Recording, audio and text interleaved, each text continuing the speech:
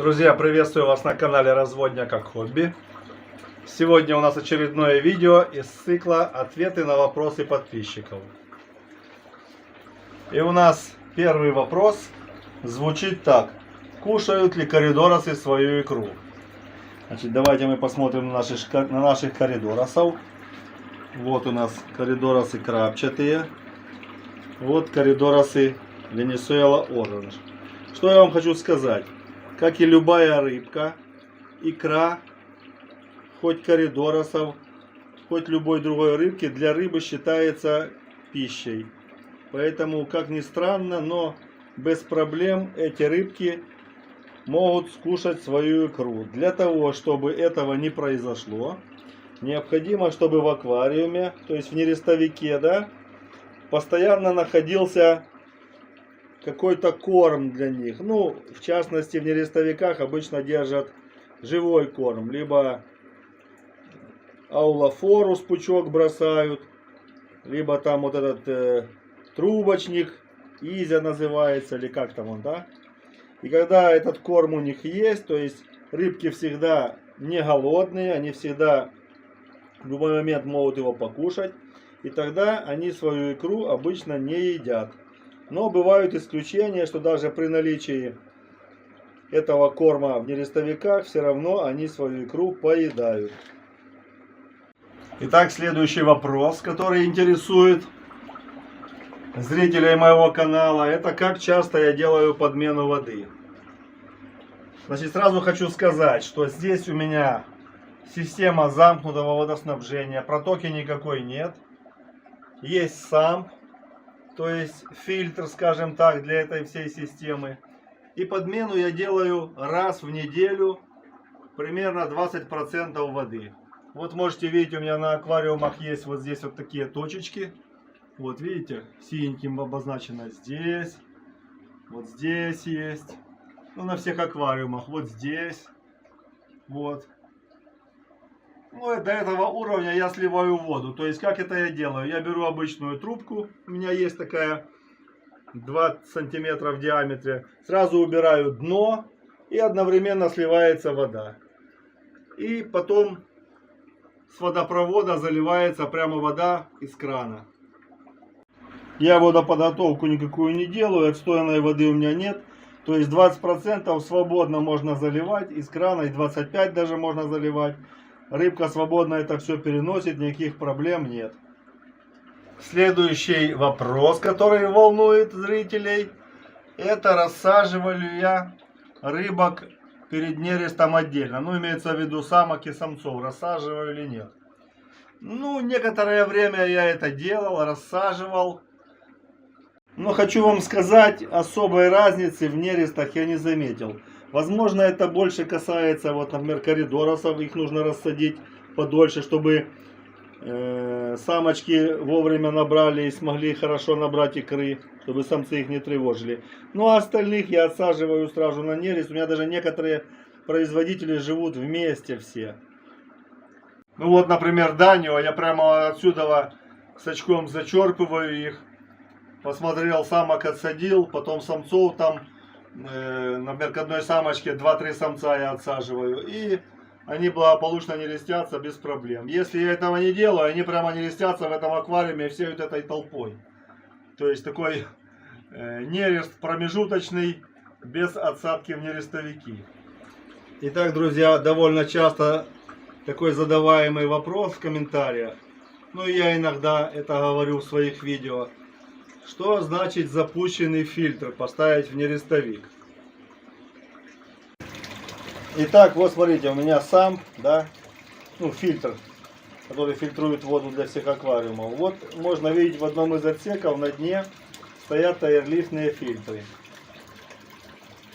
Вот в этом тоже есть отсеки, но здесь видите, они такие покрытые немного, ну, грязью, которая, ну, получается, проходит через фильтр. Но смысл в чем? Вот эти фильтры здесь стоят, на них постоянно живут вот эти нейтрифицирующие бактерии. И для того, чтобы мне поставить его в нерестовичок, достаточно его вытащить оттуда, в этой воде аквариумной его промыть немножко. Вот. И потом опускаю я их в нерестовик. И они очень хорошо фильтруют воду, то есть без проблем, водичка чистая, никогда проблем нету. Многие задают такой вопрос: а как вы готовите воду для нереста рыбок? Осмос берете полностью, либо разбавляете его как-то. Значит, хочу вам сказать, что практически все время я нерестил своих рыбок, в частности тернецию, данию, в обычной водопроводной воде. Ну, давал ей сутки отстояться и все. Последнее время, несколько нерестов последних, да, я брал водопроводную воду 50%, 50% осмос. Но хочу вам сказать, что по количеству, по качеству нереста особой разницы как бы я не увидел. Рыбка нерестится одинаково, что в обычной воде водопроводной, что я когда ее мягче делаю. Ну, может быть, чуть-чуть это лучше, когда добавляется осмос. Но особо разницы какой-то я не заметил. Возможно, вода у меня такая в водопроводе течет. Я никогда ее параметры не мерял. Но не знаю, у меня проходит более-менее все нормально. Еще интересный вопрос попадается в комментариях. Как вы инкубируете икру? Закрываете вы нерестовик, там, не закрываете, в темноте там, или как это все происходит? Ну, я вам хочу сказать, что несколько лет назад я там затемнял как-то, так и так дальше. Но в последнее время этого не делаю. Ну, главное, чтобы икра не стояла на солнце, там на подоконнике. Либо, чтобы на нее не попадал какой-то там луч света, скажем так. Икра свободно развивается, свободно выходит личинка. То есть, в этом моменте вот так.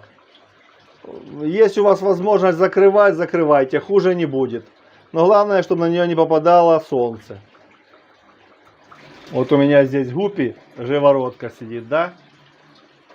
И внизу там, как вы знаете, меченосцы есть. И вопрос такой задается: а нужно ли давать живородящим рыбкам отдыхать после нереста? Хочу вам сказать, что живородка — это такая рыбка, которая, например, погуляла, скажем так, да, с самцом когда-то один раз. И потом 3-4 раза может рожать, и даже самца может и не быть. То есть у нее это все происходит автоматически.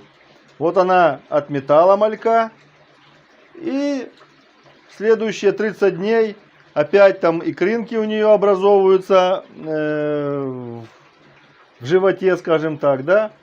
Из этих икринок развиваются мальки прямо в утробе самки. Потом проходит определенное время, ну, у гуппи там 26 дней, 30 дней, у всех по-разному. И она раз опять дает мальков. И так 3-4 раза отнерестилась. И тогда, может быть, у нее, когда закончатся оплодотворенные икринки, возможно, нужно опять подсадить к ней самца, для того, чтобы он ее оплодотворил. И тогда снова на какой-то период будет рожать. Ну, вот таким образом можно, как бы, как вы говорите, дать ей немножко отдохнуть, чтобы к ней самцы не приставали. Так, друзья, показываю вам меченосцев. Их чуть поменьше стало. Сегодня 4 штучки уехало, да? Значит, вопрос по меченосцам. Вот спрашивают подписчики, вот почему такая проблема возникает. Меченосцы рожают мальков, и мальки ложатся на дно, и там какое-то время находятся. Нормально ли это или ненормально? Значит, хочу вам сказать, вот у меня на разводне из живородки есть гуппи, меченосцы, и были когда-то малинезии. Вот тут такие частики еще плавают, да? Значит, какой смысл живородки? Значит, вот гуппи и малинезии, когда рожают малька, да, то у них малек поднимается на поверхность. То есть, если на поверхности есть какие-то растения, какие-то укрытия, да, они спокойно на них ложатся и там, ну, заплывают в них и свободно могут прятаться от своей самки, которая, ну, от своей матери, от самки, которая может их, конечно, скушать. А вот у меченосцев наоборот. Когда мальки рожают, они садятся на дно, ложатся, да, и какое-то время там находятся. Могут 2-3 часа, даже до 4 часов это может происходить. И надо принять такие меры для того, чтобы когда малек родился, чтобы он мог спрятаться на дне этого нерестовика. То есть в нерестовике должны быть как укрытие на поверхности воды, так и, конечно, внизу. Ну, внизу можно поставить какую-то сетку, например, нерестовую, да. Ну, вот такая, как у меня, например, вот такая, например, либо чуть поменьше. Ну, это достаточно такая крупная ячейка, там почти сантиметр на сантиметр. Можно поставить помельче, как в нерестовиках у меня стоит.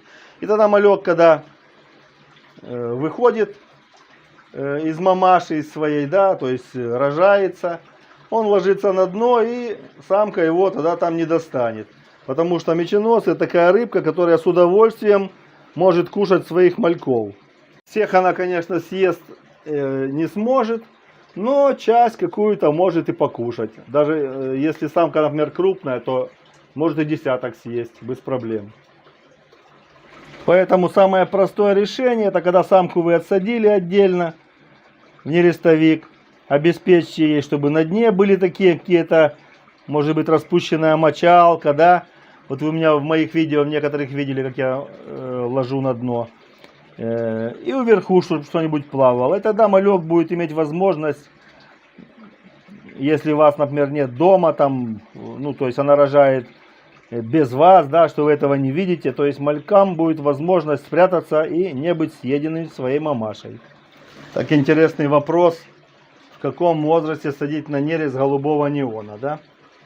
Ну, я своих неонов садил на нерест, им примерно было где-то 5,5 месяцев. То есть, сам смысл нереста какой? Рыбка должна полностью сформироваться и должна быть уже готова к нересту. То есть, размер соответствующий должен быть. Уже хорошо видно, что у самочек есть икра в животе, самцы хорошо сформированы. И тогда можно пробовать. В зависимости от размера рыбки, например, она должна уже быть там не менее 3 сантиметров, то есть хорошего телосложения. И можно пробовать ее уже тогда отсаживать. Думаю, результат уже будет. И еще такой вопрос есть. Как отличить самца от самки у тернеции? Значит, ну, в малом возрасте, то есть когда рыбка там еще очень молодая, там где-то до 5 месяцев, да, в некоторых случаях до 4, да, то есть очень тяжело различить, где самцы, где самки. Ну, а когда рыбка уже становится половозрелой, то есть готова к нересту, совершенно четко это видно. То есть у самочки видно брюшко однозначно, она более округлой формы. Самцы более такие худые, изящные. Соответственно, выпуклость живота. Лучше всего посмотреть, если вы даже не можете определить и так, кто это, самец или самка. Можно отсадить их отдельно в ведро, например, белое, там, ну, какое-то, чтобы дно было хорошо, четко видно. И посмотреть сверху на рыбок.